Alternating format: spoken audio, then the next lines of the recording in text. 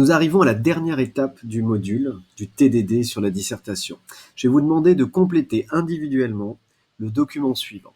Alors, tout d'abord, vous allez copier, coller ou recopier la problématique que vous avez formulée après avoir analysé les mots-clés du sujet. Dans un deuxième temps, vous allez essayer de lister les exemples que vous pouvez convoquer pour répondre à cette problématique. D'accord? Donc là, vous pouvez en lister autant que vous voulez. L'essentiel, c'est d'en avoir au minimum au départ peut-être 5 ou 6, parce que c'est cela que vous utiliserez ensuite dans votre dissertation. Enfin, dans un troisième temps, vous allez devoir compléter le plan de votre dissertation. Vous voyez ici que vous avez 2 parties et 2 sous-parties. Je vais me limiter à ça pour cette fois-ci. Je ne vous demande pas de faire plus. Donc, la première partie, vous allez donc devoir trouver 2 arguments qui sont en bleu, qui vont dans le même sens que ce que vous voulez affirmer dans cette partie. Vous allez ensuite ajouter 1 à 2 à 3 exemples pour développer votre argument. Et vous allez faire la même chose pour la deuxième partie, où là aussi vous allez devoir trouver 2 arguments différents que vous allez justifier avec 1 ou 2 ou 3 exemples. Pour vous aider, j'ai moi-même fait ce travail-là sur le sujet que j'ai donc analysé en exemple. Alors, 1, j'ai copié-collé donc la problématique. En lisant des lettres écrites par des Persans, les lecteurs français ne font-ils que questionner et que critiquer la culture des Perses? Point d'interrogation. Alors, j'ai listé les exemples. Alors moi, j'ai pensé aux lettres des troglodytes que je pouvais utiliser, parce que c'est un apologue, parce que c'est une petite histoire, mais qui fait réfléchir quand même à des comportements qui vont au-delà de ceux des troglodytes. J'ai pensé aux lettres qui concernent le sérail, toutes les lettres qui concernent le sérail, parce que ça donne à voir justement la culture des Perses. Et que les lecteurs ont apprécié ça. Et effectivement, ils ont pu être critiques aussi à l'égard d'une autre culture que la leur. J'ai pensé à la lettre 24, bien sûr, parce qu'on a Usbek qui critique directement le roi de France et le pape. Et donc là, on est dans. Il me semble que c'est un exemple qui sera tout à fait pertinent avec ce qu'on dit là. Enfin, le discours du chef d'État haïtien, même chose, parce que alors qu'il parle aux Européens, c'est bien la culture des Européens qu'il critique et non pas la sienne. Donc vous voyez, ce sont des thématiques que j'ai retrouvées dans ces exemples-là, il en faudrait d'autres encore. N'hésitez pas à utiliser des citations que vous prenez dans vos carnets de lecteurs. N'hésitez pas à utiliser d'autres passages que vous avez aimés ou même détestés. Alors j'y vais. Alors j'ai travaillé, hein, tout ça n'est pas venu tout seul. Je vais vous donner le résultat des 20 minutes peut-être que j'ai utilisé pour réfléchir et pour trouver un plan. Oui, première partie, le fait que ce soit des Persans qui écrivent et qui se moquent est d'abord divertissant pour les lecteurs français. Avant d'être un moyen pour eux de se questionner, c'est donc un formidable moyen de découvrir et en effet de juger les mœurs qui ne sont pas les siennes mais celles d'un autre peuple. Donc vous voyez, cette première partie fonctionne très bien, euh, répond en partie à la problématique que j'ai nommée ici. Je vais vérifier maintenant que la deuxième partie réponde aussi bien à ça. Alors, là, je vais essayer de dire le nom, hein, c'est ce qu'on disait tout à l'heure, vous vous souvenez, je vous ai parlé de plan, c'est un plan dialectique. Dialectique, thèse, antithèse. Donc oui d'un côté, d'accord, et presque non de l'autre. Donc dans une première partie, oui, le fait que ce soit des personnes qui écrivent et qui se moquent est d'abord divertissant pour les lecteurs. Avant d'être un moyen pour eux de se questionner, c'est un formidable moyen de découvrir et de juger les mœurs d'un autre peuple. Alors, mon premier argument pour défendre cette idée, ça va être que l'univers qu'il découvre du sérail, de la relation d'Uzbek avec ses multiples femmes, avec ses esclaves, avec ses eunuques, le transporte loin de la France. En fait. Les lecteurs sont complètement éloignés et ça les fascine. Et donc, ils vont sans cesse comparer la Perse avec ce qu'ils connaissent de la France. Alors, je vous donne un exemple. Pour moi, la lettre 3 de Zaki, c'est un formidable exemple de ça, parce que c'est une des femmes d'Uzbek qui va raconter comment toutes les femmes se sont livrées à Uzbek, comment elles sont usées de leur charme pour le séduire. Le lecteur français, il est complètement immergé dans un imaginaire oriental, et dans cette lettre en particulier, on retrouve de la sensualité, presque des références érotiques, qui vont émoustiller un petit peu et exciter le lecteur français. Et donc, ou alors certains vont au contraire juger ça complètement indécent et vont critiquer cela chez les Perses.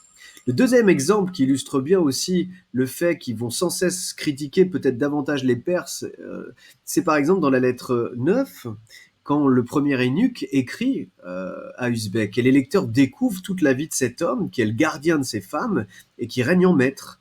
Et là aussi, les lecteurs peuvent avoir une posture un peu critique à l'égard de cette spécificité culturelle. Ils peuvent dénoncer ces travers culturels qu'ils découvrent avec le livre. Alors, j'ai trouvé que 2 exemples pour défendre cet argument-là, donc pour l'instant, je vais m'arrêter là. C'est mieux qu'il y ait toujours un équilibre, hein, qu'il y ait à peu près un même nombre d'exemples et un même nombre d'arguments, mais c'est pas bien grave, là on est en train d'apprendre. Alors le deuxième argument qui va dans le sens de cette première partie, ça va être aussi que c'est presque dans l'intimité que les lecteurs vont aller chercher les défauts de ceux qui parlent des Perses pour s'en moquer. Parce que je vous rappelle qu'un des principaux ressorts des lettres persanes, c'est le plaisir de croire que ce sont des vraies lettres. Et donc le lecteur français, il est un petit peu espion d'une correspondance entre plusieurs personnages. Et donc les lecteurs sont projetés dans la manière de penser des personnages et dans leurs défauts. Alors un exemple, quelques réflexions d'abord sur les lettres persanes de Diderot au début du livre, quand il dit lui-même que ce sont des vrais témoignages, qu'il a recueilli ces lettres, qu'il a fréquenté les Perses. Tout ça est un procédé, bien sûr, pour attirer la curiosité du lecteur, en fait, qui va aimer lire comme s'il se trouvait dans la tête de ces personnages, en tout cas, qui croient réels d'ailleurs. Le deuxième exemple, c'est dans la lettre 51, quand Nargoum, son ami, sermonne Usbek, en fait, sur le fait qu'il lui donne si peu de nouvelles. Donc on retrouve bien, on est dans l'intimité d'une relation en fait, même si elle est factice, mais les lecteurs vont découvrir cette relation et peuvent la juger. Et enfin, je vais dire que je vais faire un exemple qui concerne un autre texte, vous voyez, on peut l'utiliser, un autre que des lettres persanes. Ce plaisir-là qu'éprouvent les lecteurs à cette époque quand ils lisent le supplément du voyage de Bougainville, c'est la même chose en fait. Ils pensent que le livre est vrai et que c'est un vrai complément des récits de voyage, alors que tout ça a été imaginé. Et donc, ils ont le plaisir de pouvoir rentrer dans l'intimité de personnages et de juger du ridicule de ces personnages ou au contraire des travers de ces personnages. Donc, ça va bien dans le sens de cette première partie qu'en effet, les lettres persanes, en imaginant qu'elles ont été écrites par des Perses, les Français ne font d'abord que peuvent questionner d'abord les conduites des autres, de ces étrangers. Mais ce qui est très intéressant de voir, c'est que derrière le regard que portent les Perses sur tout ce qu'ils voient en France, c'est bien sûr le pouvoir français qu'ils jugent, c'est la religion française et c'est les conduites des Français. Et les lecteurs donc vont réaliser de leur propre spécificité culturelle et ils vont se questionner. Et ça, c'est mon premier. Donc ça, c'est ma deuxième partie, vous l'aurez compris. Donc on bascule dans la deuxième partie. Et comme premier argument de cette deuxième partie, je dirais que les commentaires des pairs sont souvent une critique directe du royaume de France et de ses travers. Le lecteur peut être surpris par les réflexions des deux persans, il peut être choqué, mais rapidement, il va se mettre à se questionner. Et il va observer ses propres ridicules à lui, en fait. Et alors, comme exemple, moi, j'utiliserai déjà la citation qu'Uzbek utilise quand il parle des troglodytes. Souvenez-vous, il commence à raconter à son ami, et il dit ça à son ami, il dit que parfois il y a certaines vérités qu'il suffit pas de persuader, il faut encore bien les faire sentir. Et peut-être qu'un morceau d'histoire te touchera plus qu'une philosophie subtile. Et ben pour moi, ça, c'est exactement ce que fait Diderot en imaginant les lettres des Perses, en fait. Il va nous raconter une histoire. Et derrière cette histoire, il y a bien sûr une philosophie beaucoup plus subtile et plus efficace. Et il va falloir nous faire réfléchir sur la société française de l'époque.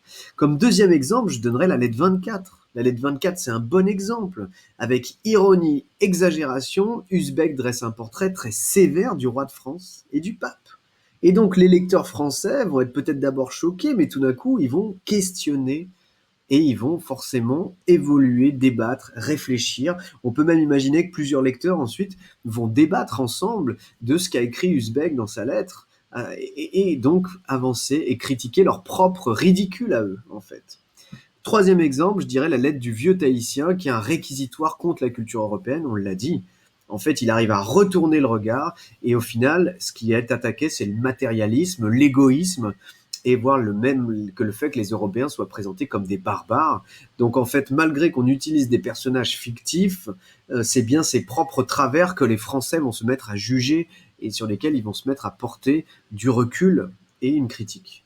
Le deuxième argument qui va aussi toujours dans le sens de la deuxième partie, d'accord, sur le fait que ça fait réfléchir les lecteurs à leur propre travers, les lecteurs français, et ben je dirais que c'est les lettres persanes en multipliant les regards de différents personnages. En fait, ils questionnent les lecteurs sur des thèmes qui sont universels et qui le concernent, comme le pouvoir, comme la croyance, comme les superstitions et donc et les relations entre les hommes et les femmes aussi.